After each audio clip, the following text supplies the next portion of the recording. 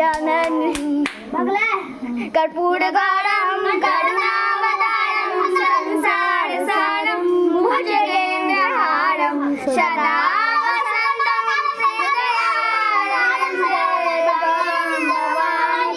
सहितं नमामि तमेव माता च पिता त्वमेव बन्धुश्च सखा त्वमेव विद्या द्रविणं त्वमेव विद्या सर्वं देव